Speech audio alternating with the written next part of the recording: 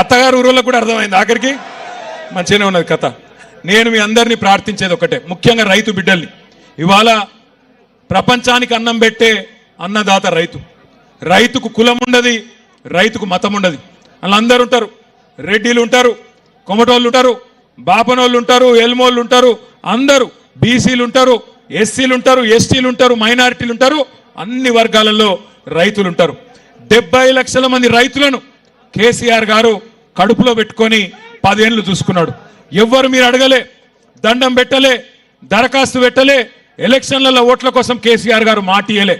మాట ఇయ్యకపోయినా మీకు 1 కాదు 2 కాదు 12 కాలాలు 12 సీజన్లలో 1 2 కాదు 73,000 కోట్ల రూపాయలు రైతుల ఖాతాల్లో వేసిన మొట్టమొదటి ముఖ్యమంత్రి భారతదేశంలో రైతు బంధు మన నాయకుడు కేసీఆర్. ఒక రైతు చచ్చిపోతే ఆ రైతు కుటుంబం రోడ్డు మీద పడద్దు, ఆగం కావద్దు అని ఆలోచించి బువ్వ పెట్టే రైతు కుటుంబం ఆగం కావద్దని ఆలోచన చేసి రైతు చచ్చిపోతే మొట్టమొదటిసారి స్వతంత్ర భారతదేశంలో 5 లక్షల రైతు బీమా ప్రవేశపెట్టిన నాయకుడు కేసీఆర్. అదే విధంగా ఒక ఆడబిడ్డ లగ్గం చేసుకుంటే ఆ ఆడబిడ్డ లగ్గానికి మేనమామలు కూడా ఇవాళ రేపు సాయం చేస్తలేరు. అట్లాంటిది కేసీఆర్ గారు 1,00,000 రూపాయలు కళ్యాణ లక్ష్మి పేరుతో, షాదీ ముబారక్ పేరుతో మీకు ఆనాడు కానుకగా అందించిండు. ఇట్లా 1 కాదు 2 కాదు 200 రూపాయలు ఉన్న పెన్షన్ కేసీఆర్ గారు 10 రెట్లు పెంచి 2,000 రూపాయలు చేసిండు. కానీ ఇవన్నీ చూసి బర్దాష్ గాక నంగనాచి మాటలు చెప్పి, దొంగ మాటలు, మోసపు మాటలు చెప్పి ఎట్లనన్నా ప్రజలను మోసం చేసి అధికారంలోకి రావాలని చెప్పి అరిచేతుల స్వర్గం చూపెట్టి ఆ మొండి చేయోళ్ళు మోసం చేసిండ్రు, గెలిచిండ్రు. కానీ నిజంగా చెప్పానంటే తప్పు రేవంత్ రెడ్డిది కాదు, తప్పు రేవంత్ రెడ్డిది కాదు. ఎందుకంటే రేవంత్ రెడ్డి చాలా నిజాయితీ గల్ల మోసగాడు. ఆయన నిజాయితీగానే మోసం చేసిండు. ఏం చెప్పిండు రేవంత్ రెడ్డి టీవీలలో? ప్రజలు మోసపోవాలనే కోరుకుంటారు.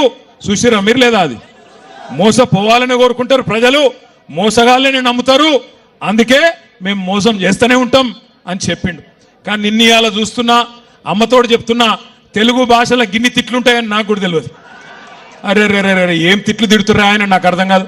మొన్న ఒక అవ్వని చూసిన, మీ కల్వకుర్తి తాలూకానేనట, ఎర్ర సీర కట్టుకున్నది, మా అమ్మమ్మ లెక్కనే ఉన్నది చూస్తే, పెద్ద మనిషి.